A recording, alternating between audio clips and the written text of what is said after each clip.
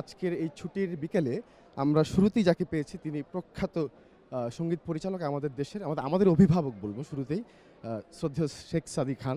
এবং তার জীবন, তার সঙ্গীত জীবনকে ঘিরে একটি ব্রিফ অটোবায়োগ্রাফি রচনা করেছেন মনিরুজ্জামান রোহান। তিনিও আমাদের সঙ্গে আজকে আছেন। দুজনকে আমরা একসঙ্গে পেয়েছি আজকে। আমি শুরুতেই স্বাগত জানাবো দুজনকে। শ্রদ্ধেয় শেখ সাদী খান এবং মনিরুজ্জামান রোহান আমাদের সামনেই আছেন। স্যার স্বাগত। আসসালামু আলাইকুম। স্যার কেমন আছেন? আলহামদুলিল্লাহ ভালো।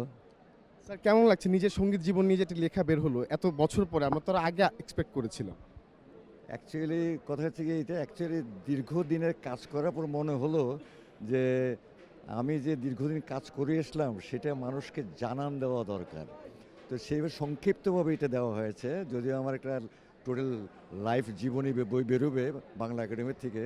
তো ভাবলাম যে এটা আলোকচিত্রেও কিছু আমার কিছু মানুষ জানুক আলোকচিত্রে, এবং কিছু কিছু আমার পরিবার সম্পর্কে জানুক, আমার ব্যক্তিগত সম্পর্কে জানুক, আমার কোনো নিয়ে পরিবার সম্পর্কে লেখা হয়েছে স্যার। লেখা হয়েছে, কিছুটা আছে এখানের ভিতরে। তো এটা আমার মনে হয় যারা সঙ্গীত করছে বা আমাদের সঙ্গে কাজ করছে, যারা সঙ্গীতের এই প্রজন্ম বা আগামী প্রজন্ম, তারা এটা পড়লে হয়তো তাদের একটু শক্তি যোগাতে পারে যে আসলে সঙ্গীত নিয়ে কাজ করতে গেলে যে ত্যাগের প্রয়োজন এবং যে ধৈর্যের প্রয়োজন এবং এটা সাধনার প্রয়োজন, সেটুকু হয়তো আমার মনে জানতে পারবে। সেই জন্যই অ্যাকচুয়ালি বলা, নিজের কথাগুলি বলা আর কি। আর এটার জন্য সাহায্য করেছে আমাকে রোহান, সাহায্য করেছে, বাংলা একাডেমির গবেষক এবং সে কবিও একজন, সে সাহায্য করেছে। তার জন্য আমি এটা ভাবলাম যে সংক্ষিপ্তভাবে হইলেও এটা মানুষের কাছে পৌঁছক। আমি চাইবো যে যারা আমার ভালোবাসার মানুষ, যারা আমার ভক্ত মানুষ, যারা আমাকে ভালোবাসেন, তারা বইটি সংগ্রহ করবেন। সংগ্রহ করলে সেখান থেকে আপনারা কিছু না কিছু জানতে পারবেন, আমার আংশিক জীবনের কিছু কিছু জিনিস জানতে পারবেন। স্যার আপনি তো পারমিশন দিয়েছেন, কিন্তু আপনি তো লিখেছেন। এত বছর পরে এত যথার্থ কাজটি কেন করলেন?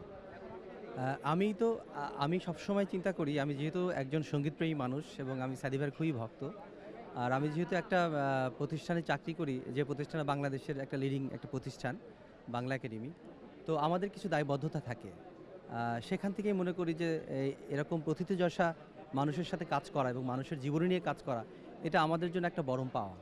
এই পরম পাওয়াটা নিয়েই আমি কাজ করার অনুপ্রেরণা জুগিয়েছি এবং সাদী ভাইয়ের সাথে আমার কাজের শুরুটা হয়েছে গান নিয়ে।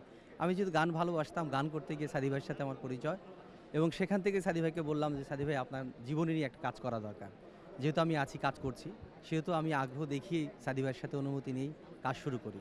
এবং কাজটি শুরু করতে গিয়ে অনেক দিন কথা, ফোন, সাথে দেখা, তারপরে সময় নেওয়া, প্রচুর ব্যস্ত সাদী ভাই।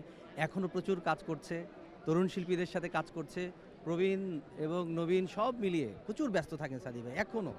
এবং প্রতিনিয়তই সাদী ভাইকে সময় চাইতে গেলে অনেক সময় পাই না আমরা। তো সব মিলিয়ে আমি চেষ্টা করেছি বইটি করার জন্য, এবং এখন পাঠক এবং সঙ্গীতপ্রেমী যারা আছে তারা বিচার করবেন। এবং সামনে আমি একটু গবেষণা করছি সাদী ভাইকে নিয়ে, একটা পিএইচডি করার ইচ্ছা আছে। তো এইটা আমার রাস্তা মোটামুটি কাজ করছি, গুছাই ফেলেছি। তো দেখি, আশা করি দোয়া করবেন যে সবকিছুর পাশাপাশি যে ব্যাপারটা সবচেয়ে ইন্টারেস্টিং স্যার, মানে বায়োগ্রাফি লেখার পাশাপাশি একজন মানুষ, আমাদের মতো একজন সাধারণ মানুষ, এরকম একজন প্রকাণ্ড সঙ্গীত ব্যক্তিত্বর ব্যক্তিগত জীবনে থাকার যে সুযোগটা, সেটা নিশ্চয়ই লোভনীয়। অবশ্যই, অবভিয়াসলি এটা আমি মনে করি আমার একটা সৌভাগ্য, এবং এটা কাজ করতে পেরে আমি নিজেকে খুব সৌভাগ্যবান মনে করছি এবং খুবই উপকৃত হয়েছি সাদী ভাইয়ের কাছ থেকে। তারপর আমি আরেকটা কথা বলতে চাই মাঝখান থেকে। অ্যাকচুয়ালি কথা হচ্ছে, জীবনের সব কথা তো বলা যায় না, জীবনের অনেক কিছু বাদ দিতে হয়। তো এখানে কর্মজীবনের কিছু কিছু ব্যাপার এসছে, সম্পর্কের ব্যাপার এসছে, বিভিন্ন মানুষের সঙ্গে সম্পর্ক, বিভিন্ন জেনারেশনের সঙ্গে কাজ করা। আমি কিন্তু শুরু করেছিলাম ফেরদৌসী রহমান থেকে আরম্ভ করে, হাদিবের থেকে আরম্ভ করে, তার থেকে শুরু করে তারপরের প্রজন্ম সুবীর নন্দী বা শাম্মী আক্তার, তাদেরকে নিয়ে কাজ করেছি আমি। এই প্রজন্ম নিয়েও কাজ করছি আমি। আমি চাই আগামী প্রজন্ম যারা আছে, যারা আসলে সঙ্গীত নিয়ে কাজ করতে চায়, সঙ্গীতকে ভালোবেসে কাজ করতে চায় এবং দেশের সঙ্গীতকে সমৃদ্ধ করতে চায়, তাদের জন্য আমি এক পায়ে খাড়া আছি। তাদের জন্য কাজ করার জন্য আমি আশা করি তারা যদি আমার কাছে আসে, আমার দরজা খোলা আছে, আমি তাদের জন্য কাজ করব। স্যার আন্তরিক ধন্যবাদ, অনেক আশীর্বাদ তুষ্ট হলাম স্যার, আন্তরিক ধন্যবাদ।